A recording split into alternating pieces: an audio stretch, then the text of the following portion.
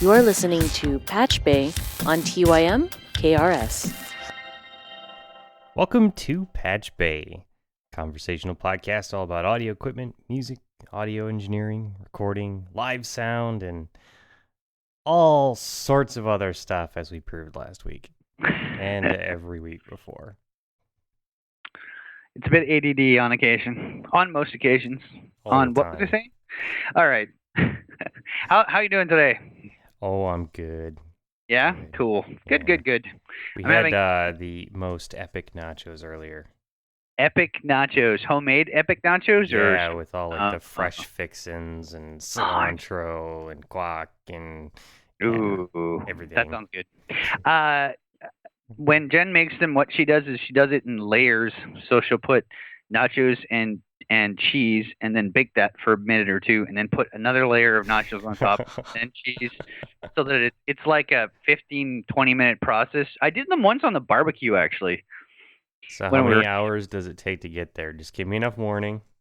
Yeah, it's I don't know, about 9 hours or whatever. Give her. 9 hours. That's worth it for some really good layered nachos. So I know Addie was saying last show that she wasn't so good with the spicy, but Jen usually puts those not habanero peppers, banana peppers and stuff like that on. Mm. They're dangerous. But guac we don't usually do guac, so if you bring the guac and we'll make the nachos. Anyway, all right, cool. So you were talking about, you had a complete possible not telling me what we're talking about topic. Yeah. Shane was What? like, "What are we going to talk about, man?" And I'm like, "I got some." Yeah. Okay, I'm excited. I didn't bother telling him what it was or anything like that because we're professionals. We are, Yeah. sort of. Yeah. So, All right. Shoot. I haven't been talking about this too much outside of just little bits and pieces in our IRC channel. And all you listeners are welcome to join us in there. It's if you do the whole IRC thing, it's on Afternet. We're in pound tymkrs. And we're all in there all the time chatting about, doing this kind of thing. So All kinds if of it nerdy stuff. if it interests you, listeners, feel free to drop in. And yeah, so we were talking to Alex a couple weeks ago, I guess, and he had a cool DIY project he was working on. And 2 weeks ago, we talked about the Studio Rewire, which is pretty much a DIY project of epic proportions.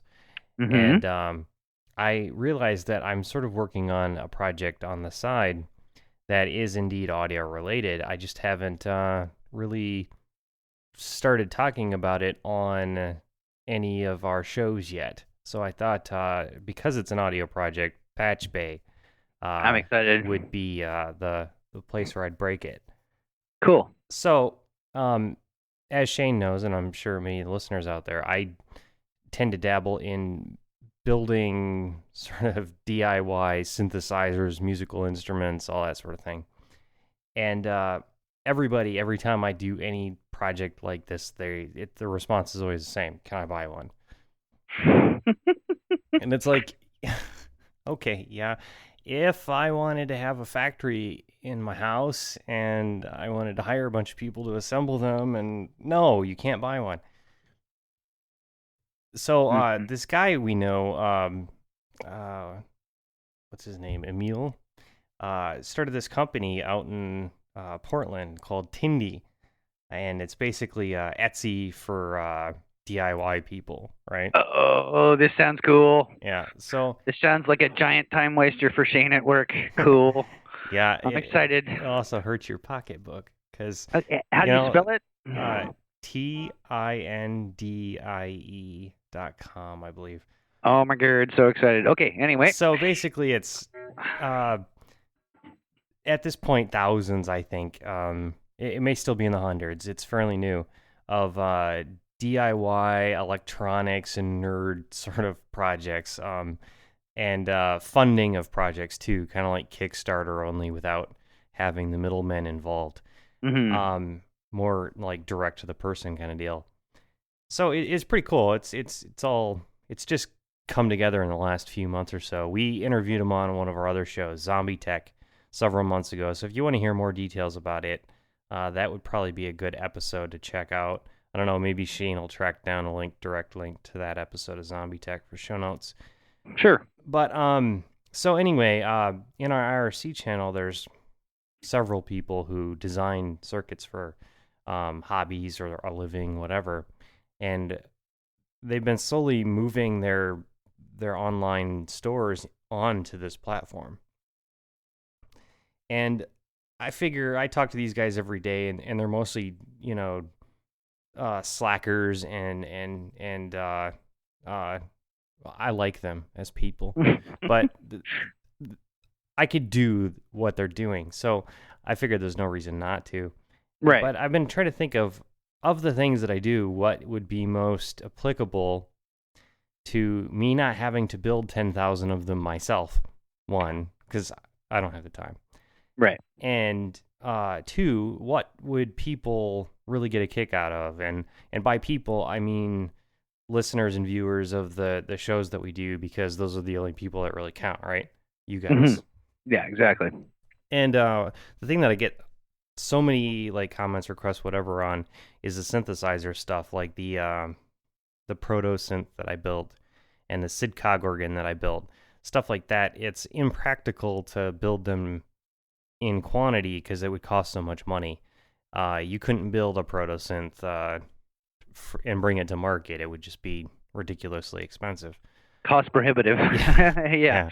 And the SID-Cog organ's even worse, because the first thing you'd need is a 1940 Hammond S model organ to take apart. And yeah, they're not making those anymore, so you can't source the parts. Not easy to find.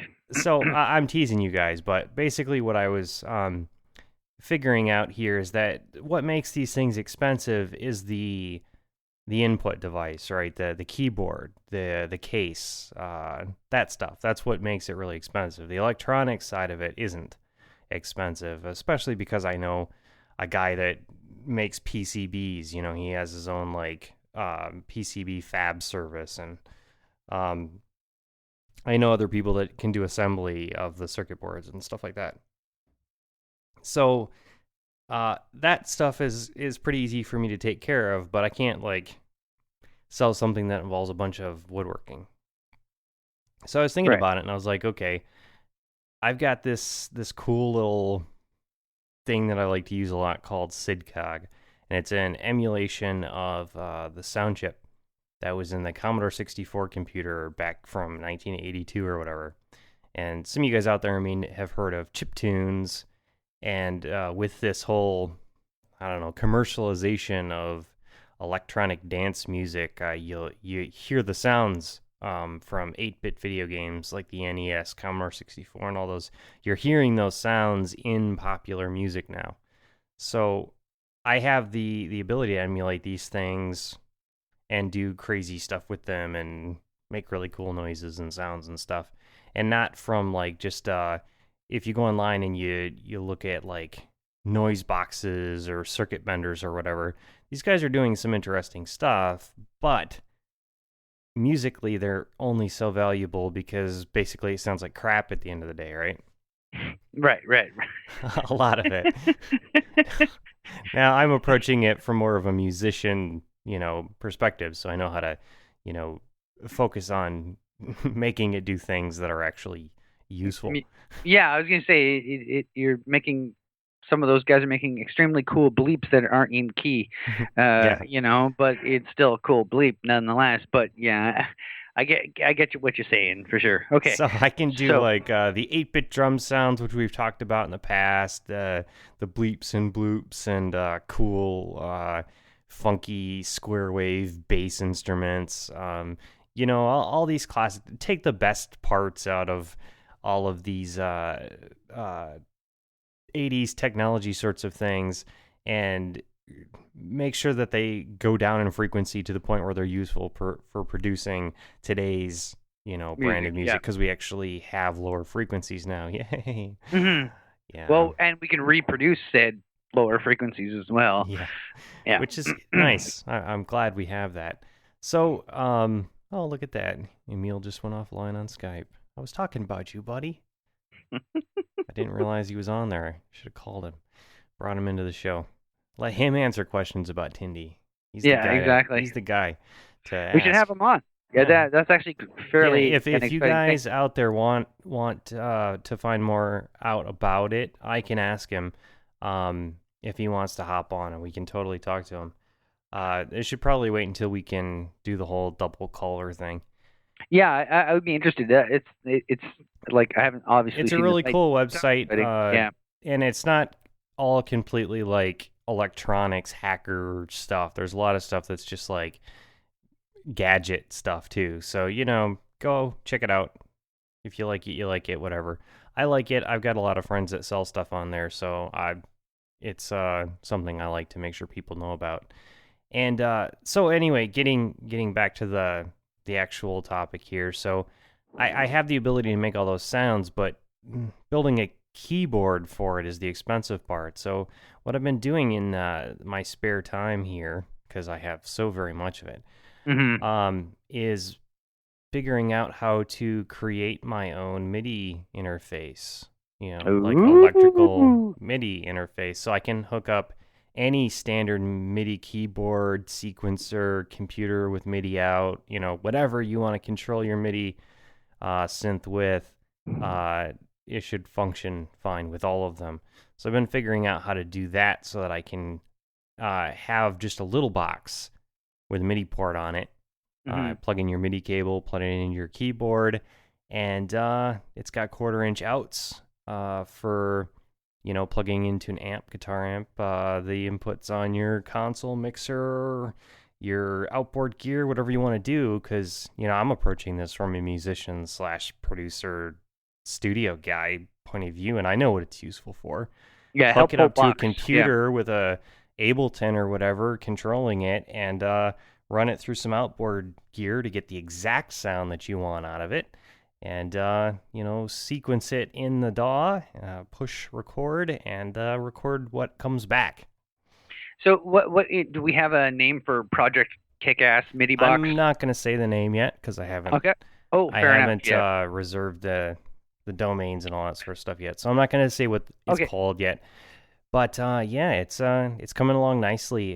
This past week and a half, 2 weeks, I've been working on the display for it, right? Because you need to have some sort of a way. I suppose you wouldn't need to, because you could control it over MIDI completely. But I figure some people will want to use it for live performance too.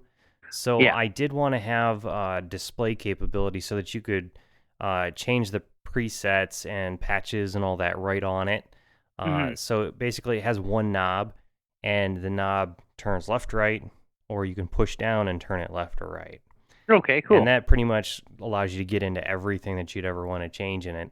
And I'm basically going to have like a simple menu mode that it comes in as default, and you can basically set up how you want it to sound, but it'll be pretty easy to go in there and change one thing to go into hardcore uber nerd mode, and have complete control over doing all sorts of things like setting it up to act as a sequencer, or having it automatically do arpeggios, or gliss, or all this higher cool stuff that we like to be able to do. Yeah, it's sort of stuck. So it's basically going to be like a MIDI IO box / synth module / think of it as a keyboard without, like a keyboard, old school synthesizer, just without the keyboard. You can hook whatever controler you want up to it. That's freaking genius. Absolutely genius. Yeah. I love it. Yeah, it's a pretty simple idea. And now here's a cute little thing for the display. Instead of doing like a 2-line LCD display, the old, like what you'd see on a radio or something like that, where it's got the matrix LCD display. I have those on my CD burners at work. That's exactly what they are. It's that simple LCD backlit screen kind of thing. But with like two buttons. To keep it less expensive, I really wanted to focus on coming up with a fun way to do the display. And what I came up with was using the 7-segment displays, like what you'd see in old alarm clocks, right? Right. And right. using 2 banks of 4 digits. And then, because this is sort of retro, right, 1982 SID chip sound, you might remember back in the day with calculators, if you typed in certain numbers and flipped the calculator upside down, you could spell stuff. And it was hilarious. Yeah, totally awesome, still right? Hilarious, and I still do it when I'm doing quotes for people. So if you get a quote for $8,008, I may not have been completely paying attention to my calculator. Anyway, okay, no, I'm loving this so far. Anyway, so because it's not a calculator and you're not just limited to numbers, I can turn on whichever lights I want in each one of the digits. I'm basically able to spell out all the stuff like, ARP or whatever with surf. Yeah. Yeah. And so yeah, it's very very cool that way. It's got that weird sort of hackish vibe because the letters are done on this weird little hacker type display. And the whole thing's got that sort of feel to it. And I'm sure you've got some questions, so I'll let you go. Yeah, I have a couple thoughts, and actually a slight detour as well. But so I was thinking, depending on, obviously, like you haven't gotten into the size of the box or anything like that, right? Yeah, like that it's going to be pretty small. The one that I'm going to do initially is a kit. So basically, they'll be getting a PCB board and the parts to solder it up. And I'd like to do one that is a kit and the box that it goes into. And the size on it is not going to be very large. It's going to be as small as I can get it. Think deck of cards, but a little bit taller. Like Nintendo cartridge size? Not quite that big. Okay. More like Super Nintendo cartridge size. There we go. Yeah, I was actually sort of thinking, once you started talking about the 80s retro coolness and stuff, I was thinking if there's any way we can make this thing look like a little Commodore 64, that would be cool. Besides that fact, I really love that LED display. Or not LED, but the clock kind of idea.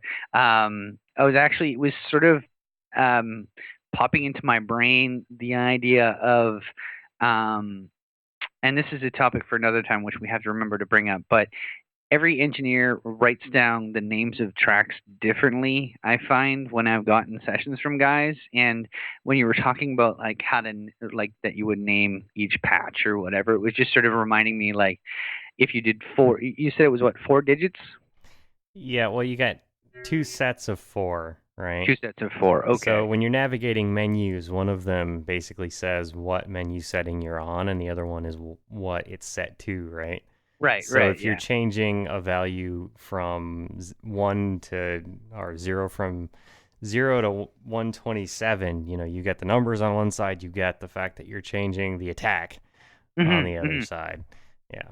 So it's pretty simple that way, but if I arrange them so that they're next to each other, I actually do have 8 characters across that I can use.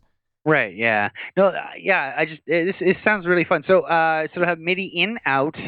Just MIDI in.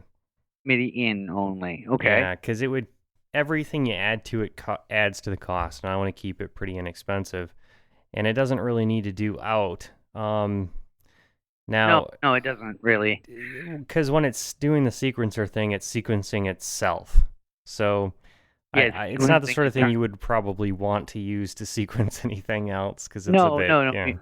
Yeah, you're using the box for the sounds and running. Yeah, think of it as sort of like one of those Roland sound module things that, the keyboard guys like to bolt into racks. And EMU made a crap load of them too back in the day as well. E-MU. So I know how to do like MIDI out and MIDI through stuff, but for every single MIDI connection, you've got to add opto isolation to it, and those opto isolators are expensive. Yeah. No, I'm totally. So it's MIDI in and stereo 1/4 inch outs. Well, what I'm gonna do initially is have just a single mono out. Okay. Just like an instrument out. It'll actually probably be running at line level, but yeah. So just kind of like what you'd see on a really, really old, electric piano or something like that. Yeah, exactly. But on the board internally, I'm going to be leaving some spots on the PCB where you can tap into it and you can actually get discrete outputs from 6 different SID cogs.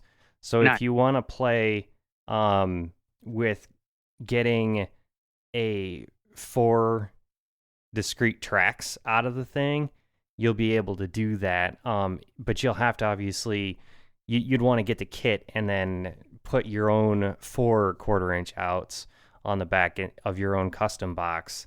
Right, yeah. So, yeah, there's going to be some really cool stuff like that you can do with it if you're, of that mind. I'm going to make sure that I leave it completely open to be able to do that sort of thing. A SID chip only had 3 voices, and the emulation that I use, of course, only has 3, but the processor that I'm running it on internally has the ability to probably do somewhere between 4 and 6 emulations simultaneously, and the brain of the thing will be controlling all of them at once. So if you're in like polyphony mode, you can play 3 times 6 notes and press them all down at the same time, and they'll all make sound. Yeah. Right. So it won't be like an 80s synth where you can only play one noise at a time.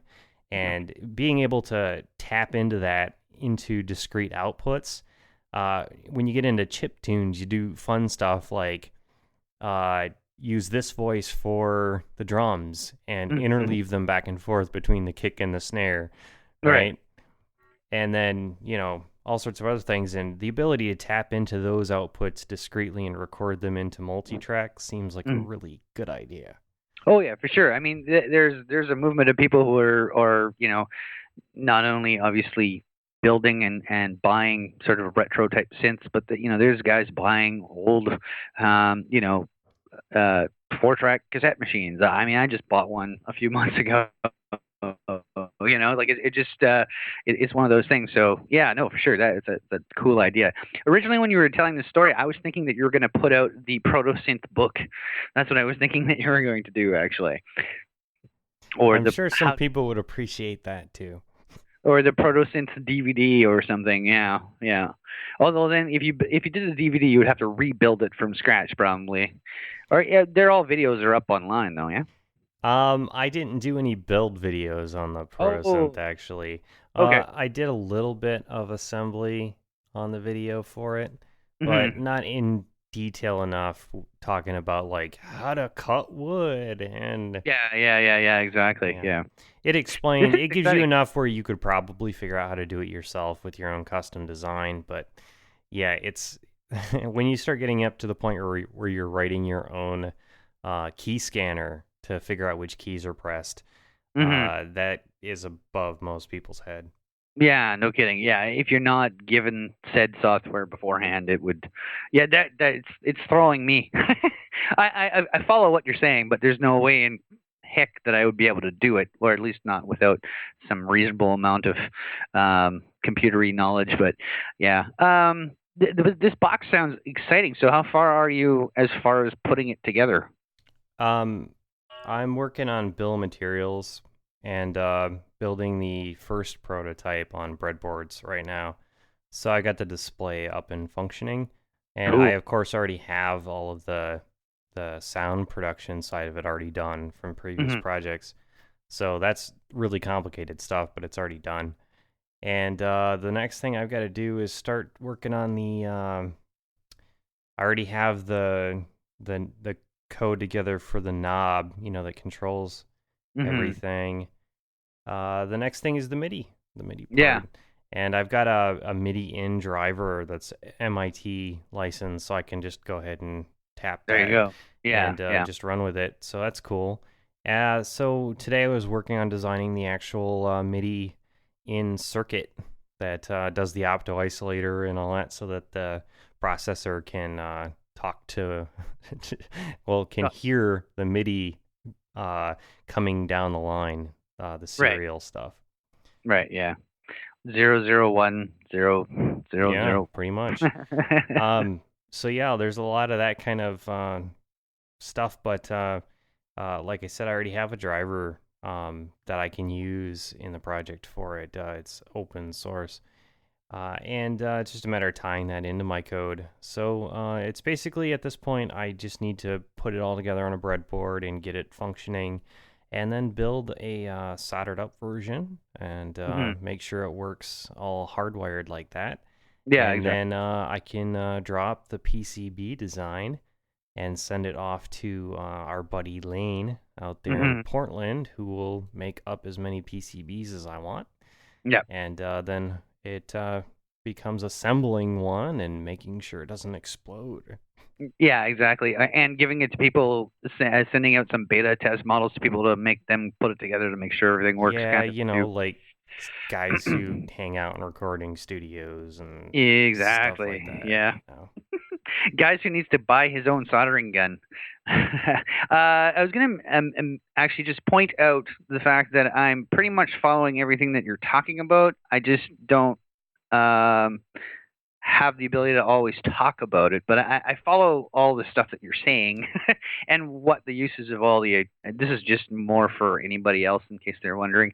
I do have a clue about what you're talking about. I just don't know how to do it myself. Yeah, and Eventually, that's the sort of idea here is that, I mean, a lot of people would love to have this thing as a little toy to play with, right? Not Right. that not that you couldn't do serious stuff with it. You can completely. I don't mean a toy in that sense. I mean a toy in like the yeah. Yeah, Well, exactly. Yeah, I need this damn thing. kind of toy. I know a lot of people would like to have something like that. I know I sure would. And the problem is that the only way to get something like that is to build it yourself. And the number of things that you have to know to be able to do that is a very, very big, huge thing that I Yeah. don't think is really. It's so esoteric, there's no reason for most people to want to learn half the stuff that you need to know to do it. So, hey, Yeah. give them a kit The kit's if they done. know how to Good to go. solder. Yeah. Yeah. And if they don't, offer maybe one that's already soldered up too. Yeah, exactly. And then it's just a matter of putting it in a case or whatever. And if somebody really wants to, they can get an old Commodore 64, bastardize it, and put the chip in the case just Whisker for does cool. not condone taking apart Commodore 64s. Okay. Don't do that. I will, because I know there's a ridiculous amount of them kicking around half broken. Well, if they're But, yeah. completely unsalvageable, okay. But if they're at all, Then just play the functional, damn. do not take them apart. I will come to your house and beat you. So speaking of old ass video games and stuff, on Well, one thing that I wanted to cover, just to make sure I get it out there, if it goes over well and we sell some of these, what I'd like to do is a more expensive version that's in a rack mount case with like balanced out maybe. Just something more appropriate for a studio setting, because I know that people would probably like that. Not nearly as many people, but the kind of people who do the stuff that we do, yeah. would really like to have an actual box that mounts in, and yeah. For me, it's not so much about the balanced as it is the rack mounting of it. Yeah, the rack mounting alone just puts it in a whole new ball game for me. Yeah, Because I can agreed. hardwire it up to the studio and the computer and the recording and the yeah. It just makes everything a bit more nifty. When stuff doesn't completely fit correctly in the rack mount is when it cheeses me off. I have a few sort of half rack mount boxes, and they just never. That's besides the fact, but they never work properly. It drives me batty. Anyway, yeah, I'm super excited for this thing. Well, what you were mentioning too, obviously this is something that guys would buy and put together. But as you were mentioning too, I would just buy one of these darn things. It just would be a nifty thing to have in the studio. Like, check this ridiculously interesting box out. However, that being said, I would probably purchase it just to push my bad soldering a little bit further. I did actually, side note, I got a multimeter just lately, but it's not a digital one. I have an actual analog multimeter. Huh, where'd I you find found that? it was in the basement of the studio, just sitting there with it's got a VU on it with a whole bunch of switches and stuff. So I might actually. Well, I haven't brought it home yet, but I think I Does it might have a give it a brand go. on it? It does, but I can't remember what it is off the top of my head. So I'll put it in the show notes or take a picture or something. Yeah, But yeah, if it says Fluke on it, yeah, it's worth money. is it? Okay, cool. Good to know. Okay, yeah, because it was just actually it was we have a microphone cabinet that just has basically the leftovers of broken microphones and things from over the years. We were used to put all the microphones in there, but it was just a pain in the butt to take them out all the time and stuff. And it was actually just sitting in there under a pile of other sort of various things. So, yeah, I was like, okay, well, here, there's one less thing I need to go and get. So I need to go and just chase down a soldering iron in the next little while. It's trying to find a friggin' hobby shop in Winnipeg is easier said than done. I know you can order these parts and stuff online, but it would be nice to be able to walk into a place and actually talk to human beings for my first time out, you know? Yeah, good luck with that. Yeah, I know. It's not that easy. I know there is a place in Winnipeg. It's just a matter of going down and talking to the guys. Yeah, But anyway, there's nowhere here, which is kind of why we started the hackerspace, so that there is a place locally where people can come and do things like that. Actually, in a couple weeks here, we're going to be hosting a big Learn to Solder event at our hackerspace here at the studio, and there's going to be a bunch of people showing up, and the old graybeards are going to show everybody how to solder up all their little project circuits. It should be a good little service to the community. Yeah, it sounds like a fun thing to do. Did you guys ever end up with the music in the hackerspace yet? Remember we were having that discussion? Not yet. Not yet. No? Okay, cool. Awesome. How are we doing on time? We are out of time. I thought so. Oh, well, it's all good. So, whenever the project gets, obviously we'll discuss it when it gets done and stuff like that. But I'm excited, and I have to go check out that site right away. Cool. Yeah, all right. yeah. I'll post updates on this one as I have interesting stuff. I'm probably going to be quiet about it for a little bit. And as you guys know, this show is pre-recorded, so what we're talking about some in the past, right? So it's farther along when you guys hear it than when we were talking about it. So make sure to check out the YouTube channel and stuff just to see if I've put up anything else if you're really super interested. Or like I said before on the IRC, we like to talk about this kind of stuff in there quite a bit. And the design process is very organic and back and forth with a lot of people. So I was going to mention, too, the easiest way to get on the IRC chat is just to go to tymkrs.com. Yeah, tymkrs.com/chat will get you there directly. You don't need any software or anything. Just type in a nickname. You're good. Yeah. We try to make it real easy. Anyway, we actually are out of time, so we're going to have to get out of here. You guys can find this show every Friday at patchbay.tv. There's an RSS feed link on the page if you want to have it automatically downloaded to your phone, iTunes, whatever you like to listen to your podcasts on. There's also a player right there on the page. Just click play. That's it for us. We'll see you guys next week.